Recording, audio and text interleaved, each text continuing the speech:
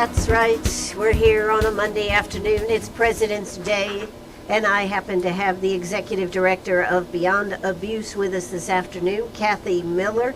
She took this job on about 8 months ago. She's been in the corporate world. She's made the big bucks, and she's made lesser bucks since she took this job. But you seem to be loving it, Cathy Miller. I am, and I think this is where I've just, at this point in my life, I belong. I've landed in a good spot, and as my husband and I laugh about, I was in a period of reflection for a few months and really thought that this was where I needed to be for the next few years. Wow. Well, and the judge went along with that, huh? He did. He had to stretch it a little bit, but he did support my decision, and he's been a great supporter. He actually has commented several times that he didn't know this job was going to mean that he had to go to the office with me too, because I have him over on the weekends, helping out a little bit there with some shrubbery or things like that. But no, we're very, we don't discuss our role. Certainly anything that goes on with my agency is, we don't talk about work. He doesn't talk about work with me, and I don't talk about work with him, but he has helped me with a couple of maintenance issues I've had over the last couple of months. So he's very supportive. Wow. Well, of course, let's see. What exactly, as the executive director, because this was kind of, they've changed over there, how they have it structured, correct now? Right. So I'm looking at it more from a business perspective. The board thought at this point in the history of the agency, and this agency's been around since 1992 as a nonprofit. It actually started out in 1977 with a group of volunteers. But in sexual trauma. Originally it was called the Rape Crisis Center. Oh, that's right. And then it was the Sexual Trauma and Counseling Center. And then in the fall of 2013, the board made a branding decision to change it to Beyond Abuse. And the tagline and the mission statement were all updated to reflect, the change in the direction the agency is going in. So it's to lead the community beyond abuse through awareness, advocacy, and action. And we've got a real focused effort on that. Every time the board meets, everybody is reminded of what the new mission statement is. So they thought it was a good time. I don't have a social services background, and so I'm very much a non-traditional executive director in this particular field, but I bring to it with many, many years of experience in the financial world, sales and marketing, development or fundraising. When I had my 4 years over at another nonprofit as a CFO. So I bring just a diverse background, if you will, and with trying to update technology, move people forward, move the agency to be a little more efficient how we report numbers to all of our grantors, because that's the world we live in. Yeah, and you have to worry about, what did you say you had to worry about? Cash flow? Cash flow. So, we laugh every month. I used to be, when I was with Capsa Jail, and, as the director of North and South America, we had a 4-day close. By 4 o'clock on the 4th day of the new month, you better have those books closed. But in this world, my husband actually asked me, well, don't you have to close the books anymore? I said, yeah, but we have a little more flexibility. So, and then you look at budget versus actuals. In this world, it's more about, since we're grant funded, we can only spend what the grants pay us for. So our budget could be one thing, but if the grants aren't there, then we have to cut the expenses to match the grant funding. So really it's more of an issue now for us for cash flow, to make sure that, we are paying those bills and that the money's flowing in before it flows out. Yes. Like balancing a big checkbook. Exactly, yeah, that's what I was thinking. But, one of the things that we probably ought to mention, because some people might not know, Beyond Abuse, what does that do? Beyond Abuse consists of 3 programs, and myself, when I've been here over 30 years and in the community, really didn't know the depth of what this agency provided until I started doing a little research and talked with some folks, and actually interviewed for the position, went to the website and looked at it. So it's comprised of 3 distinct programs. One is a children's advocacy program, which provides in a child-friendly environment. It provides forensic interviews, medical exams, counseling, advocacy, and it partners with we have what we call a multidisciplinary team approach. So it partners with DSS, law enforcement, the solicitor's office, guardian ad litem programs in the counties we serve. And we serve Greenwood, Abbeville, and Lawrence counties, and Newberry from the children's side. So we have a pretty broad reach there. Those children, they have to be referred to us through DSS or law enforcement. Mom can't bring their child in and say, I want them to have services. It has to be recommended through DSS or law enforcement. The second program is a sexual assault program. It's for the adult side of the clients we see. they can possibly, they can come into the agency with an immediate need for something that they were traumatized or experienced sexual assault many, many years ago, or it could be as recent as, they were sexually assaulted last night and we responded to them in the emergency room. So that sexual assault program includes the counseling and the advocacy piece, but also the 24/7 crisis hotline if somebody wants to call in and talk through their issues, and also the 24/7 emergency department response. So we have volunteers, about 30 volunteers that we have to keep very close to us. Now I've also learned that volunteers are the lifeblood of a nonprofit, so especially in our area, for them to respond, because you can only expect your staff to do so much. They've already put in their 8 or 9 hour day, and then for them to have to go out on call at 2 or 3 in the morning to respond to a victim in the emergency room is tough. So our volunteers are very important to us. And the third program that we have is our education and awareness program. So that third component, I think, is very critical for people to understand, because it's one thing to go in and treat someone or offer services after they have been victimized. It's another thing to go out and to bring awareness and education to the community, and especially to the children, for them to know they do have a voice and they can talk to their teacher or their counselor or to their resource officer at their school, and if something is happening to them, because their families may try to, in some cases, brush it under the rug so they don't get somebody in trouble.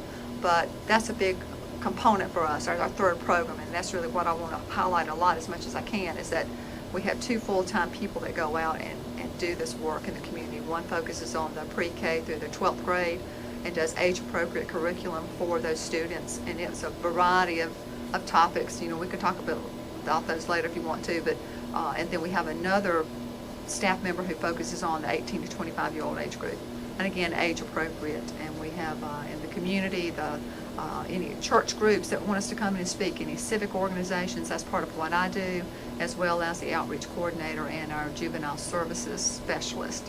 So we have several of us that go out and speak in the community as needed. Well, I guess I'd have to ask you, Cathy, is this something that's really needed in our community? And I was very surprised when I went to work there, and the statistics show, and national statistics, is that one out of every 4 girls and 1 out of every 6 boys will be sexually abused by the time they're 18. And I really was very skeptical of that number. I have to tell you, I said, I just don't know. That just sounds, pretty harsh to me. Yeah. But I can tell you that since I have assumed this role, and I have been out and I've been at speaking engagements, I have had people come up to me that I have known for years in the work world, in the professional work world, in the many places I've worked. I've had people come from every one of those, and people from churches that I know and have sat beside on the pews have come up to me now, and knowing that I'm non-judgmental in the role that I am, and very confidential, telling me that they were abused as a child. So I do feel like, it's there. Hopefully we can make a small inroad again to help prevent it, but yes, it is much needed, the services that we provide. We see on average, Ian, about 250 children every year at our agency. And again, that's Greenwood, Abbeville, and Lawrence that come through our agency through allegations of child abuse. 90% of those children that we see are there for sexual abuse. And so about, the other 10% would be around physical abuse. So that's what we're seeing the predominant amount of. And we see another 100 adults every year that are coming through as recent victims or victims who just, had some victimization many years ago who couldn't cope with it and are trying to, recover and move forward in their lives. So that's a lot of people coming through our doors right now. Absolutely. Hey, we're here with Cathy Miller. She is the Executive Director of Beyond Abuse. It is right here in Greenwood. We're going to hear a quick word from our sponsors. We'll be right back. Don't you go away. Oh, that's right. We're right back here. Yes, I'm Ann Eller. Yes, I'm here with Cathy Miller. She is the Executive Director of Beyond Abuse. And, Cathy, one of the things that I think we want to talk a little bit about is that, there is a lot of silence about this issue because it can tear up families. It can tear up a woman and a boyfriend or vice versa. And these things, you don't say anything because why? Because you don't want to get anybody in trouble. or maybe you don't realize that there's something wrong with this when you're a child. And I can tell you a few of the stories that, I always talk with the staff, and they give me success stories, and I read through these sometimes, and I see the details of what some of these victims have gone through, and I'm appalled, quite frankly, to know that this could happen to a family member. So there are many reasons. Parents maybe think they're protecting the child by telling them to just, you're okay, just forget about it, because they don't want to drag them through the court process. So it could be a protective instinct. But we see a lot of it where they're not wanting to get that family member in trouble. It could be the child's grandfather was the one who was doing the abuse. It could be the parent's boyfriend or girlfriend who was doing the abuse. And unfortunately, we've had many cases where they don't believe the child. The child is then removed from the home because the mother will continue or the father continue the relationship with, the abuser. So we have a very close relationship with the schools, as I said before. So our referrals come through several channels. We can have the parent who comes in and reports to DSS or law enforcement, and they will refer those children to us. It could be that the child has now reported to the school, to the counselor, or to the resource officer. We had a case in one of the counties where the child or the resource officer was very astute and noticed that the child what had appeared to be physical abuse going on, and did some investigation and found out that all 5 of the children were being abused, and this was physical abuse, and then had enough suspicion to request a forensic interview, which is where we have a non-biased, non-leading specialist interview these children and not ask leading questions to find out really what's going on. And those children revealed it wasn't only physical, but it was sexual abuse. So this case went from the observation of one resource officer in the school for one child to to a family of many children who were involved. So again, it's through partnerships like that and strong partnerships that they know that they can refer a child in, and we're going to do what we're supposed to, and to help these children with these forensic interviews, and these interviews are then used in the prosecution of cases against the perpetrator. Sure. The other big problem, though, is economics, because this plays a big part into maybe a mom that wouldn't put up with it if she was stable and had enough money and everything dependent upon. I mean, these are things that we all know about. Well, one thing I want to carve out right now is that the services that we provide are free of charge. So if a parent but I mean, if they're economically, they can't afford to have something happen to that person, be arrested or something, or be moved out of the home. Right. So I'm sure there are some concerns for some folks, financially. Maybe they don't want to take or can't take time off from work to address these. They're sure. Maybe a little intimidated from that. But I have to look at. A lot of folks will find out a lot of reasons to be off work for the things they feel are important, and sure. That's certainly one of the things that's important. But it could be, you're right, that the breadwinner of the family might be the one being accused. Sure. And they're How many movies are there out there about that exact thing? Is what I was thinking. They don't have a place to go. Right. So you look at many years ago where the woman endured abuse and her children maybe endured abuse, but she didn't have a network, a place to go. Sure. So today I can thankfully say we do have good places where people do go. So if we find out that situation is there, and part of that advocacy we talked about is saying, what other things do you need that we can help you with? And if we find out that parent is in an abusive situation and needs to have some kind of support, then we will refer them immediately to the right resource. So locally, that resource in Greenwood would be Meg's House, and it's a shelter for domestic violence victims. Sure. And that's headed by Alice Hodges. She's the executive director there. One of the first things I did when I came aboard was go out and establish my relationship with all of these, partner agencies in our counties that we serve, and met with, the police chiefs and the solicitor's office and these safe houses that we go to. So it's a tremendous resource, and we do refer people there if they need those resources to get them out of an abusive relationship and, for themselves and for their children. We partner, Alice and I are now partnering on a program, and I'd love to talk about it just for a second. This spring, we're looking for some grant opportunities. We've written a couple of grants to help us fund what we call Show Your Strength Greenwood. What we found, and you'll hear it on the national news, is nomore.org, or you may have heard about Man Upstate. Right. And these are initiatives, national and statewide initiatives, to engage men in prevention Because when you look at it, men are most often, over 90% of the time, the people who are the abuser in sexual assault and in domestic violence cases. So our premise and our thought process is to engage and go to the root cause, basically go back to my business background, that root cause, and say, well, where is it starting? And if you don't address it there and get men engaged in prevention, you say, well, who are you going to target? You're going to target the abuser. But no, but we're going to target those football coaches and basketball coaches that have a lot of youth that they influence, and those church youth group leaders, and those Boy Scout troop leaders, and the local businessmen in the community who can make that impact and start teaching these kids and be male role models and mentors to these kids growing up, that you don't do this. You don't abuse. You don't hit. This is not, you can get out of this, you can be a man and still be sensitive and caring and loving. This is not the appropriate way to handle things. So we've got to just look at what what football has been through with the abuse and all that coming down. And that certainly played a part in all the enlightenment now and the campaigns that are going on.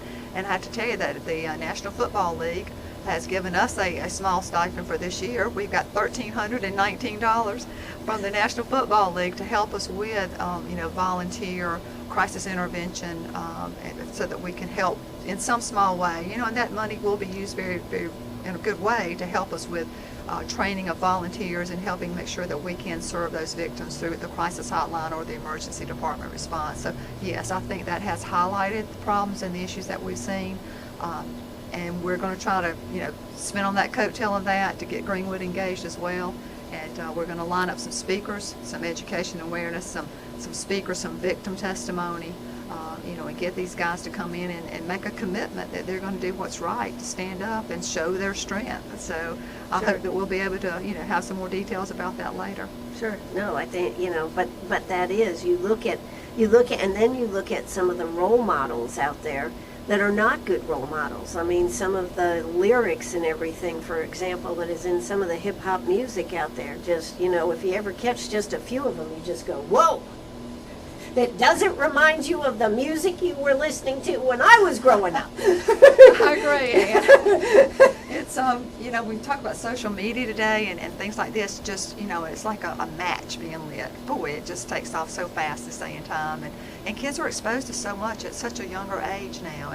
And you see these things out there and what's on, these websites. And you really have to keep a close eye on what these kids are seeing. And then, there's been studies that show that the earlier you introduce a child to movies that are non-Disney movies, Right. Maybe you let them slip and see a PG-13 movie when they're too young or an R movie when they're too young, but they get bored very quickly and they're looking for more and more exciting things to do, so it escalates. The level of excitement has to be something, a little higher up for them to feel that same excitement in their life. So I really think we as parents have to be conscientious of, what we allow our children to see and what they're exposed to I won't get into my moral decline story, but, I do think that we do need parents in the home who are good role models for these children and good loving homes, and unfortunately not every child is. Hence, we go back to having the male role models and the mentors in the community who can hopefully make a difference for these children. Sure. Well, I mean, when you think about the movies, and here we got 50 Shades of Grey out there now, and, there's a lot of young people that want to say what's going on there, and if they haven't already seen it on the computers and TV and whatnot, it's out there. So you have a doubly hard job out there. It's tough. It's battling, a raging fire as we, it's sweeping the U.S. It's a wildfire. Yes, there you go. Uh-huh. All right. Hey, it's time for South Carolina Radio News. We'll be right back. Are you a pirate or a pack rat? Do you have a vacation of a lifetime sitting in the attic? Or a college tuition hung on a wall? Or is a fabulous retirement hidden in your jewelry box? Bring those items to Sharp Facets Gallery. We can establish value and buy from you or sell for you. And so ends another chapter at Sharp Facets Gallery, 72 Bypass, and on the web, sharpfacets.com. That's right. We're right back here. We're talking about Beyond Abuse. I guess we could give out a telephone number if somebody wants to call. Now, your office hours are? And we're open Monday through Thursday, 8 to 5. Okay. And on Fridays, 8 to 2. Okay. And our phone number is 864-227-1623. And we have a website, which is beyondabuse.info. And I will emphasize the .info. Because Yeah, you need to put in .info because who knows what you'll find if you don't put in .info. That's right. We could not secure all of the domains. We tried to buy a couple of them that were already secure, but they put a good price tag on some of those. So we've gotten 2 or 3, but .info is the official website. Okay. Now, and now you said you have a crisis line. So, I mean, those are your official office hours, but if somebody's in crisis, you have a number to call there? They can still dial that same number, and it will flip them over to the crisis hotline number. Okay. So we have the volunteers that we talked about earlier that have that phone with them, who will then answer it after 5 o'clock until 8 o'clock the next morning. So they will talk to a live person if they call that hotline number. So they can still dial the same number, and it will give them instructions on where to call from there. Okay. So that number is 227-1623, and that is 864. Now, where is Beyond Abuse? Beyond Abuse is by design in a discrete location on the more toward the south end of town, closer to the hospital area. So if you think about the outpatient surgery center, going down on South Main, and there's a street called Alexander. You can take a left there. We're at 115 East Alexander. So it is the old, and I did not realize this, but I kept wondering why in the world there were all these glass windows and all of these rooms with these shades over them. It's the old St. Nicholas Speech and Hearing Center is what it is. So some of the equipment is still there, so the observation room. So it was kind of neat to see that historical perspective of the building. So it is 115 East Alexander. Is a discrete building and a really good location of town for us to see folks and not feel like they're on display, when they're coming in. And the name changes help that as well. If you can imagine pulling up to something like the Sexual Trauma and Counseling Center, and the connotations that may have gone around with that, and people would maybe take a taxi in or bring a family member, have them, bring them in, and they were, why are you coming here? So, the name changes, I think, been very beneficial as well. Now, there's an empty building. I'll put a plug in here. So St. Nicholas actually had I think it was called the Wise Penny Thrift Shop or Penny Wise Thrift Shop. I'm not quite sure. It was their resale store. So that building is sitting next door to us, and it's owned by Sertoma now. It's sitting basically empty. I think there's some use of the building maybe by Regional Healthcare on their car seat safety program. But we would love to have that one day, that building, as an overflow and as a meeting room, and to expand our service area if we could do that one day. Well, Beyond Abuse and the telephone number 227-1623. One of the things I was thinking about Martha Bristerna starting this organization many years ago. Tremendous person. And what a tireless worker she has been to this organization. She forged the path, and I go back and we have chatted on numerous occasions now. She's become, just a real friend to me. And I look back, and she took the helm in '92 when it attained its nonprofit status, and she went all the way to 2011. And to have done what she has done and to grow this agency to what it is today is remarkable. So she's tremendous. She's well respected in the community. She's there for me. She's offered nothing but positive support to me. And she came in for our rededication ceremony back in August. And she was there, and we gave her a little bit of a little plaque to honor her years of service to us there as well. But she's given me a lot of good contacts in the community for me to move forward with as well. So she's tremendous. Sure. Now, when you talk about, when we talk about kids, I think particularly I want to talk about kids. As your counselors or resource officers in the schools and everything are talking to kids, what's the biggest thing that has come out of, what do the kids say? What is their feeling about this? When we look at the counselors, when they start the process with these victims and these child victims, a lot of children, it's a recurring theme where they feel like early in the process, in the counseling process, that it's their fault. For some reason, they blame themselves. Well, if I hadn't said something or I was too loud, or I did something wrong, and they think they deserve this treatment for some reason or another. So we know that, and we measure the progress of these children and the adults when they come in. We do that pre-assessment and then mid-assessment and then the post-assessment through these proven technologies. And we see them move through that continuum and slowly release that feeling that it was their fault, and at the final end of it, we know they're a success story and that they're going to be okay and can move on. So they say, no, it wasn't my fault. He shouldn't have done that to me, or she shouldn't have done that to me. It was wrong. And so that's when we know we have a proud moment. We actually give these children certificates of completion, and I'm amazed that, they were going to frame them and hang them on the wall. They're so proud that they have moved on now. So it kind of gives you a little chill to see that the positive impact we make. And I was just working on the United Way request for this next year for funding, because we are a United Way agency and we have to put in some success stories, to show that. And some of the stories are pretty gruesome about what these children have gone through, but at the end, when they come through and they have moved on, and you have testimonies from older folks that have come back and said, I never would be where I am today. I've got someone that I'm working on with one of our fundraisers coming up, and she met someone in an airport. This is how far-reaching, and she said, I was seen by Beyond Abuse many years ago, and they were a life changer for me, and that's what makes it just all worth it for me. Sure. I just wonder, though, how deep does this go in Greenwood?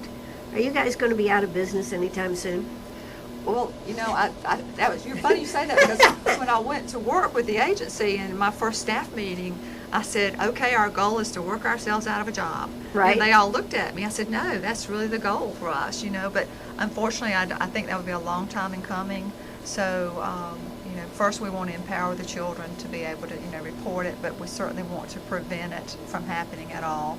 And again, that's part of that strategy to engage men in the prevention efforts. But no, society, the norms are changing a little bit where it's easier to talk about it now, but we're still a long way from, I think, the entire prevention. It's something that's gone on for a long, long, long time. Historically, it's there. It's prevalent in our society today. Are we making inroads? I have to hope so. I have to think so, that we are helping people and hoping to prevent some things as well. How does your staff feel? The staff, I think they're excited. Two avenues. One is certainly what they do every day is very draining for them to see and deal with that. And we take a lot of time and attention with the staff to make sure that they don't, have their own emotional moments with that. As many times I've found somebody in the hall and in tears because they've just had a very, very trying day, and they've had, just a horrible situation they've had to deal with, with the family coming in and the children and whatnot, going through the forensic interview or the medical exam and not really understanding what the whole process is about. But the other side of it is the staff, I think, is excited now about the direction we're moving with the agency. So trying to engage them, ideas, suggestions for moving us forward, just improving our technical abilities within the agency, using the tools that we've been giving and doing away with manual processes and putting some automated things in place to help their jobs be a little more efficient. Wow. Well, we are here with Cathy Miller. She is pumped up today here talking. She's the executive director of Beyond Abuse. When we come back, we're going to be talking about a big fundraiser she decided to undertake in her first year. Yes, she's come up with Dancing with the Greenwood Stars. Do you know them?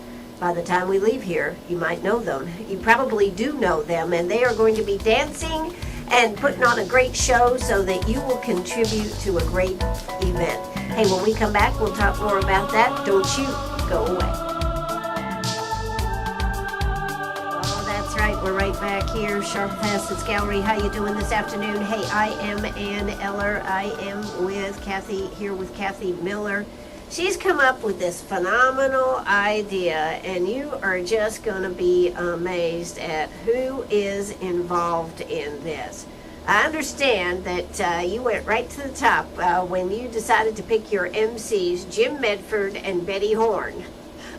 And I was looking at an event to do for Greenwood that hadn't been done, and that would have a wide appeal. Yes. And realized that this particular event had been done in other locations in the state and had been so successful everywhere it was done. So Dancing with the Greenwood Stars, it's huge. I mean, this is a big undertaking for me. Now you have a website already. We have a website, gwdstars.com. Check it out, gwdstars.com. So you're going to see now, I met with the web designer last night. We were finalizing that website. There's a place to vote. So let me tell you how this thing works. Wait a minute, let's okay. start. When is it first? April 25th, 2015 at Little River Multicultural Center. Okay. So the first thing we did was lock in the date and had to make sure we didn't compete with the Symetra Tour Right. for Jim out that way and spring break with the school system. So we, kind of carved that thing out. And regardless of how well you're playing, of course, now that night turns out to be the night of the Greenwood prom or whatever. But I can't compete with that, So hopefully when you get the kids off to prom, you'll come on out to our event. So we wanted, and I went down and talked with Senator Ryberg's wife down in Aiken, and she was giving me some good pointers. She said, Cathy, I'm going to be very honest with you. You've got to get the right people on board. And I told her, yes, ma'am, I understood that. So I immediately came back and called my old boss, Jim Medford, because I worked with for Jim as his corporate controller at Aaron Industries. And I said, Jim, I need you. And he said, I'll do what I can for you. What is it? And we were one of the beneficiaries last year of the Symetra Tour that he had hosted. So, Well, I think it's probably a good thing you don't have Jim dancing. I put Jim in the right role. Exactly. Right role. And then I had the As wonderful- MC, As yes. MC. So Right. Jim Maverick is MC, Betty Horn. Betty Horn is phenomenal. I reconnected with her through Kiwanis, which I've rejoined now that I'm back in the nonprofit world. And she is they are going to be the best team up there to keep this crowd going for the entire night. So my second step was then, well, who are my judges going to be? Again, I'm trying to engage people in the community, those high-profile names. I'm being very honest about it. That's the people I have to have on board for other people who want to come see. So my judges are going to be Richard Whiting with the Index Journal, Mayor Welburn Adams. We're going to have solicitors. Isn't his wife dancing? Well, no, she's not actually. Oh, she's okay. not. I thought she was. She was considering dancing with us with her wonderful father, Dr. Stevenson, Right. Dr. Roger Stevenson. And they decided that with her opening her new business, Yes. that it would be a little hard for them to get the recital that The they practice need. time. I'm hoping that they'll change their minds, Ann. I still have a slot available for them, but they'll change Well, their might minds. be a little bit of conflict, though. Yeah, with, well, he was well, gonna have Mayor to Welburn Adams here. recuse himself from that Okay, one. okay, But, all right. so anyway, we've got Rich, we've got Welburn, we've got Solicitor Stumbo. Yes. And then we have Renee Simchon, and we have Angel Laborde. So it's going to be that group themselves is going to be another, great group to keep us going that night and offer their words of wisdom and encouragement for our dancers. This is being headed up by our production director, Bess Park, a well-known name in the community. Absolutely. We've got Tina Escalona, who is professional marketing communications. She has her own firm. She's helping with those and really the overall event coordination, helping me make those connections to the right folks, in town. Andy Sikora is going to be working very heavily on the audio and lighting portion of it. He's a great guy. I got to meet him and know him over the last couple months. Just a good cast of people, and you're going to say, well, who's dancing? Right. And I just don't want to say anything right now because I would probably leave somebody out if I were to try to do it from memory. So I would just tell people to go to our website and check it out. We loaded our couples pictures just last night, Okay. and they are out on that website. Well, we can mention some of them. We can mention some. Mamie Nicholson and Floyd Nicholson. Senator Floyd Nicholson and Mamie are going to be one of our couples, and You're going to let them dance together? they are. I had to fudge the rules just a little bit, but that's okay. If anybody wants to Okay. take it up, they can take it up with Miss Mamie, and she'll straighten them out. Now, and what about Sheriff Tony Davis? Yes, Sheriff Davis. I had to go and flex my muscle with him a little bit, and because the Sheriff's Department, again, that's one of our partner agencies, and everybody has said, let me know what we can do for you. And I said, okay, you told me to let you know, so this is what you can do. Well, but now you may not know. I know that he's quite a dancer. He is quite the dancer. Yes. Yes, he is. So we have him lined up to go as well. He's going to Now, be who's he going to dance with? He is dancing with Susan Welch, and they, I believe, are going to do no surprise here, a shag song of sorts. Well, that's right up Tony's alley. That's there. right. He's a Tony's alley. shagger. He's a Yes. shagger. So we had to be really careful, Ann, that we couldn't. Greenwood's a shag town. I couldn't have 12 shag competitions going on. So we had to really, it was very selective. The contestants did not know who they were going to be paired with. So we had a reception a week or so ago out at the Links that Jim and Denise hosted for us. We assigned those people their partner for the evening and gave them their song choice for the evening. So we had a big ball with that one. And our theme this year is going to be dances from popular movies.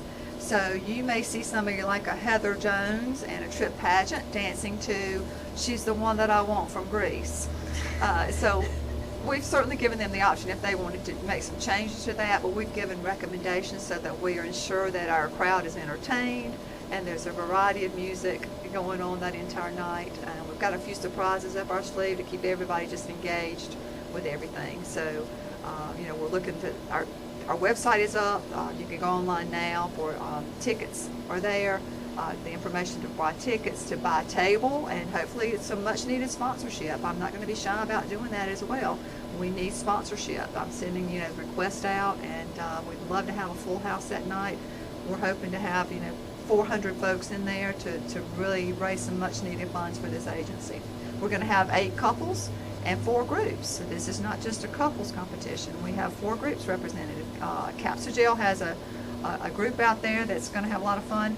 Fuji is I tell you, they're pumped, Dan. They're ready to go. They're talking about special effects and costuming already. Well, if Cameron's involved in it at all, Cameron Dorn, I know they're going to be pumped out there. Yes. Well, so Fujifilm, and then law enforcement has a group that's going to perform, as well as some folks from the YMCA. So we've got a very diverse group of individuals. Our stars in Greenwood, we hope that the community will embrace these folks and come out and support us as an agency. And knowing that, the ticket's going to include, of course, great entertainment, dinner, drinks, dessert, and, a donation to a good cause in town, because a part of those ticket prices are tax-deductible donation. Sure. Now, how much are the tickets going to be, Cathy? We are going to charge $75 for a ticket in, and then we have sponsorship levels starting at $800, and then we go from $800 to $1,000 sponsorship, a $2,000 sponsorship, with a platinum sponsor being $2,500. And you're going to say, well, my goodness, what do we get for our $2,500? Well, you get 8 tickets of premium seating at our event, front and center, so you don't miss a thing. That half-paid ad in the program, line mentioned in the program, logo on the event website. The MC is going to recognize these folks during the event, and they're going to get some private table service that night as well to, just so it'll enhance their experience for the evening. Oh my goodness, do they get a private dancer? Well, I see we're full of surprises. Okay, all right. See, there you go. I don't know what's going to be going on, but that is April 25th. Yes. And is that a Saturday? I presume It is a Saturday. Mm-hmm. And Doors will open at 7. The event's going to start at 8. Well, I would say get there early. You want to make sure you've gotten a little something to eat before the festivities start. And the festivities will actually start a little before 8, but the official competition starts at 8. So you don't want to miss a thing. Don't want to miss a thing. So how do you go about getting your tickets? There are a couple of avenues. You can call the agency again at 227-1623. You can go to the event website, gwdstars.com, and there's information there. You can pay online. So just, call, let us know what you want to do, and we'll help you get those tickets and get those tables lined up. And, I'd say just, let's get it rolling, and tables are filling up, and we're excited about it. I think it's going to be well received in the community this year, and I hope it can be a repeat event for us for 2 or 3 years. Sure. Well, that sounds absolutely terrific. You can go to their website, gwdstars.com. That's gwdstars.com. You can call them 227-1623. But they have Dan Ball, President Dan Ball of Lander University, Heather Jones, Jane Merrill. God, I'm telling you what, you have the people that we want to see make a fool of themselves. I'll just go ahead and say it, because that's the truth, isn't it? And we're going to have different categories. Certainly we're going to have judges vote, and we're going to have popular vote. So this is the other caveat. Our website allows people to do online voting. So you can go cast your vote for your favorite dancer now. You don't wait. And that's the other way the agency will make some money for the event, is online voting on the website, and then actually buying the tickets and the tables at the event as well. Wow. Now. Absolutely. Check it out, gwdstars.com. Again, this is all to help Beyond Abuse. It's really going to be an awesome event. It's going to be one of those events that if you miss it, you're going to say, darn, why did I miss that one? And we hope, Ann, that you can be there that night, maybe welcoming our guest on the red carpet. Well, I'd love to do that. Absolutely. Hey, this is WCRS right here in Greenwood. Bye-bye, everybody.